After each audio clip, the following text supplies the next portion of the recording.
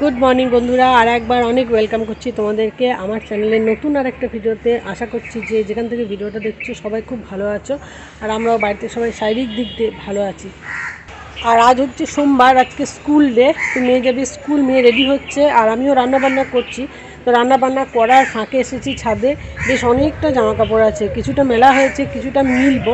আর কালকে রাত্রে না ভীষণ বৃষ্টি হয়েছে, ঝড় কিন্তু সেরকম হয়নি, ভীষণ বৃষ্টি হয়েছে। তো ছাদ কিন্তু এখনও ভিজে, এগুলো এখনও ভিজে। তোমাদেরকে ক্যামেরাটা ঘুরিয়ে দেখাচ্ছি। তো ভীষণ বৃষ্টি হয়েছে আর কালকে এমনি সারাদিনই মেঘ মেঘ ছিল। তো কালকে জামা কাপড় কেচেছি কিন্তু কিচ্ছু শুকায়নি, কোনো জামা কাপড়ই শুকায়নি। তো আজকে সেগুলো সব ছাদে দেবো। আর নিচেতে তো রান্না করছি বললাম, তো রান্নাও তোমাদের সাথে শেয়ার করবো। তাহলে ছাদটার আগে অবস্থা দেখো, ছাদটা ঝাড় দিয়ে পরিষ্কার করছি, তার উপরে আবার কি অবস্থা হয়ে যাচ্ছে। এইখানে না একটা কাক ডাকছে কোথাও, বুঝতে পারছি না, সমানে দেখে যাচ্ছে। তাহলে ছাদটা একবার দেখাই তোমাদেরকে ঘুরিয়ে যে কী খারাপ অবস্থা হয়ে আছে। এগুলোতে কেমন জল দাঁড়িয়ে আছে, পুরো মানে ঝাড় দিয়ে পরিষ্কার করা, ছাদে পাতা পড়ে জঘন্য অবস্থা। এখন এই রোদ উঠেছে, খুব সুন্দর রোদ উঠেছে আজকে। তো এই রোদে এই ছাদটা শুকাবে। আর এখানে দেখো আমি জামা কাপড় এনেছি, এগুলো মিলবো। আর এই যে কিছুটা মেলা আছে, কিছুটা না বেশ অনেকটাই মেলা আছে। এখন এগুলো মিলে দেবো। আর নিচের যে পা মোচাগুলো সেগুলো সব ভিজে গিয়েছে, সেগুলোকেও একটা একটা করে রোদে দিতে হবে। আর এদিকে না গোলাপ গাছগুলোকে নিচেতে নামিয়ে দিয়েছি, এই জায়গাটায় একটা নির্দিষ্ট টাইমের পর আর রোদ থাকে না, সেই জন্য এখানে রেখেছি যাতে রোদের তেজটা কম লাগবে। এই সময় খুব সুন্দরভাবে জারবেরা ফুটছে। আর সাদা জারবেরাটা এমনিতেই প্রচুর ফোটে, দেখো সব ঠিকঠাক আছে।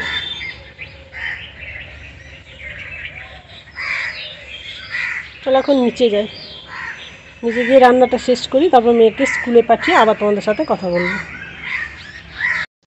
এখানে দেখো তোমাদের সাথে রান্না শেয়ার করার জন্য চলে এলাম। দুদিকে গ্যাসে দুটো কড়াই বসিয়ে দিয়েছি। এখানে বাঁধাকপি দিয়ে, পেঁয়াজ দিয়ে, লঙ্কা দিয়ে একটু ঝাল ঝাল করে পকোড়া মতো করেছি মুড়ি খাবার জন্য। আর এই যে ইঁচড় আলুর তরকারি হয়ে গিয়েছে, মসুরির ডালও হয়ে গিয়েছে। এখানে মেয়ের টিফিন বানিয়েছি। তো চলো দেখাই কি টিফিন দিয়েছি মেয়েকে আজকে। আর এই যে টিফিন বক্সটা দেখছো, এটা আমার হাজব্যান্ডের ছোটোবেলার টিফিন বক্স।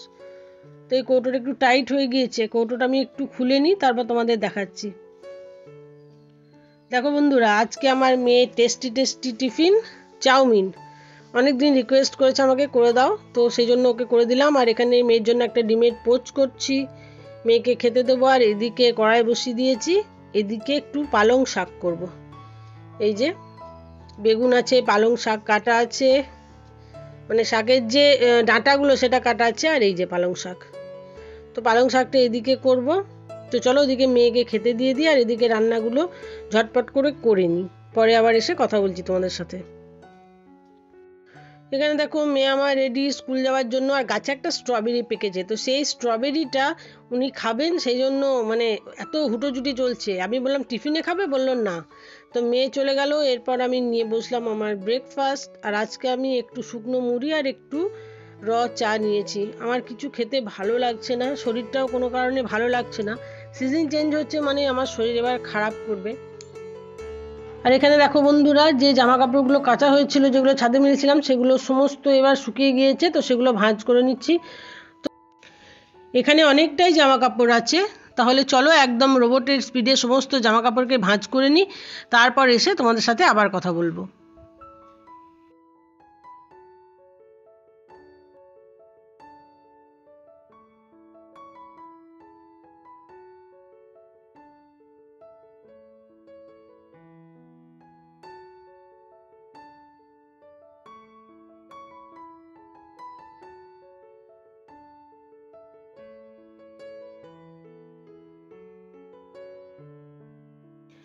আর জামা কাপড়গুলো ভাঁজ করার পর এখন বসে পড়েছি বালিশের কভারগুলো লাগিয়ে নিতে।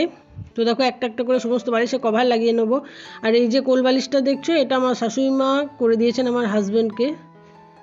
তো সমস্ত কিছুর একটা একটা করে কভারগুলো পরাচ্ছি। আর আমি কিন্তু একটা কভারের উপরে আবার একটা কভার পরাই, এটা আমার বলতে পারো ভালো লাগে। যে কভারগুলো কোথায় রাখবো, এখানে ওখানে রাখলে খুঁজে পাবো না, তাই একটা কভার পরিয়ে যদি দেখি এক্সট্রা কভার বেঁচে আছে সেটাও পরিয়ে দিই। আর এখন যাচ্ছি মেয়েকে স্কুল থেকে আনতে। মেয়ের এবার ছুটি হয়ে যাবে, তো এই সময় আমার কথা বলতে একদম ইচ্ছা করছিল না, আমার মাথাতে ভীষণ যন্ত্রণা করছিল। তো এখন যাই তাড়াতাড়ি, হয়তো মেয়ে দাঁড়িয়ে থাকবে। আর এখানে দেখো মেয়েকে নিয়ে চলে এসেছি। আমি গেলাম তখন দেখলাম মেয়েদের ছুটি হয়নি, তো তারপর ছুটি হলো, নেমে এলো, তারপর মেয়েকে নিয়ে এলাম আর বিভিন্ন গল্প করছি এখন মা আর মেয়েতে। দেখো বন্ধুরা, এখন সন্ধ্যেবেলা, এখন মেয়ে যাচ্ছে টিউশন। মেয়ের তো নতুন একটা টিউশন দেওয়া হয়েছে, একটা ইংলিশের নতুন স্যার দেওয়া হয়েছে। তো ওর বাবা ওকে মানে দিতে যাচ্ছে, আর এখন ঘড়িতে বাজে 6:30। তো ওর বাবা প্রত্যেক দিনই স্যারের কাছে দিয়ে আসে, আমাদের পাড়াতেই, খুব একটা বেশি দূরে নয়। আর এই যে আমার বাড়ির এখানে যে লাইটটা থাকে এই গলির এখানে, তো সেই লাইটটাও না ঠিক হয়নি, তো গলিটা পুরো অন্ধকার। তো চলো ও চলে যাক, আর ওদিকে আমি রান্নাঘরে গিয়ে রুটিটা করে নিই। বন্ধুরা, সারাদিনে সব কাজ শেষ করে ফেলেছি, আর রাত্রের জন্য শুধু রুটি করেছি। সবজি তো দিনের থেকে করা ছিল, সেজন্য রুটিটা তোমাদের দেখালাম না, ওটা তো একবার দেখিয়ে দিয়েছি। আর অনেক দিন ধরে ইচ্ছা করছে কি যে একটু পুরী যাব, অনেক দিন পুরী যায়নি, খুব মনটা কেমন করছে। তো জানি না জগন্নাথদেব কখন আমাদেরকে ডাকবেন, ভীষণ পুরী যেতে ইচ্ছা করছে। এর আগে আমি 2বার পুরী গিয়েছি, আমার বিয়ের পরেই গিয়েছি, হাজব্যান্ডের সাথে কিন্তু 2বার গিয়েছি। তো আবার একবার পুরী যেতে বড় মন করছে। আমার হাজব্যান্ড তো বোধহয় 10-12 বার পুরী গিয়েছে, আর আমার মেয়েও 2বার গিয়েছে। একবার আমাদের সাথে গিয়েছিল, তখন অনেকটাই ছোট ছিল, আর একবার গিয়েছিল দাদু ঠাকুমার সাথে। তো এবার আমার মনে হচ্ছে পুরী যেতে। আর রিসেন্ট আমাদের বাড়িতে না বিভিন্ন রূপে জগন্নাথদেব আসছেন। যেমন আমার মেয়ের 2টো বান্ধবী পুরী গিয়েছিল, আলাদা আলাদা, মানে কয়েকদিনের ডিফারেন্সে, তো দুজনেই 2টো চাবি রিং দিয়েছে জগন্নাথদেবের। আবার আমার হাজব্যান্ডের একজন কালিগ, উনি গিয়েছিলেন পুরী, তো উনিও একটা জগন্নাথদেবের স্ট্যাচু দিয়েছেন। তো স্ট্যাচুটা কোথায় রাখলাম দেখাই, তোমাদের দেখাবো বলে এখানে এনে রেখেছি। এই দেখো, এটা দিয়েছেন, কিন্তু আমি যে কবে যাব সেটাই বুঝতে পারছি না। আর আমরা ঠিক করেছি কি যে এবার পুরী গিয়ে আমরা বাইকে ঘুরবো, কোনো রকম 4 চাকায় ঘুরবো না, বাইকে ঘুরবো, ওটাই ভালো। আর এখান ওখান সেখান খুব একটা যাব না, ওই সমস্ত জায়গাগুলো তো লাস্ট 2বার আমরা ঘুরে এসেছি। তো এবার শুধু পুরীতে থাকবো, শুধু সি বিচে থাকবো, কিন্তু জানি না কবে যেতে পারবো। আর আমার শ্বশুরমশাই বলছিলেন যে দুর্গাপুজো ছাড়া আমরা যেতে পারবো না, কারণ আমার মেয়ের এখন এমনভাবে সব কিছু প্যাকড হয়ে গিয়েছে টাইম। টিউশন টিচার, তারপর গানের স্কুল, তবলার টিচার দেওয়া হয়েছে নতুন, তো তবলার টিচার, তারপর এমনি স্কুল, সব কিছু মিলেমিশে মেয়ের একদম প্যাকড আপ অবস্থা। তারপর সামনে মেয়ের পরীক্ষাও আছে, একটু প্রেশারও আছে। আর গরমে আমি পুরী যাব না বলেছি, পুরী যাব আমি পুজোর ছুটিতে। তো আমার শ্বশুরমশাইও সেটাই বক্তব্য যে সব কিছু ছুটি থাকবে, হাজব্যান্ডের স্কুল ছুটি থাকবে, তখন আমরা পুরী যাব। তো দেখা যাক, পুজো এখনও অনেক দেরি, অপেক্ষা করতে হবে। আমি অপেক্ষাতেই আছি, কবে পুরী যাব, কবে পুজো আসবে। আর পুরী যদি মানে কেউ বলে যে আমার পুরী ভালো লাগে না, সেটা কিন্তু একদম মিথ্যা কথা। পুরী যতবার যাব ততবার মনে হবে পুরী যায়।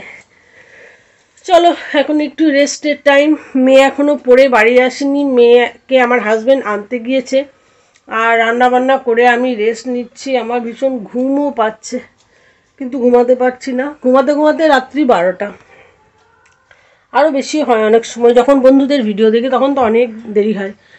এখন একটু জাস্ট রেস্ট নেব, পরে তো আবার খাওয়া দাওয়ার ব্যাপার আছে, সকলকে খেতে দিতে হবে, এ আর কি। আর আমি না একটা হাতে মোবাইলটা ধরে রাখতে পারছি না, ব্যথা করছে, একবার এই হাত করছি, একবার ওই হাত করছি, কোনো কারণে ব্যথা করছে। অনেকগুলো স্বপ্ন মনের মধ্যে আছে, জানি না কবে পূরণ করতে পারবো। তো ঠিক আছে, চলো আজকের মতো ভিডিওটা এখানে শেষ করছি। যদি ভিডিওটা ভালো লাগে লাইক কমেন্ট শেয়ার করে সাবস্ক্রাইব করে দিও।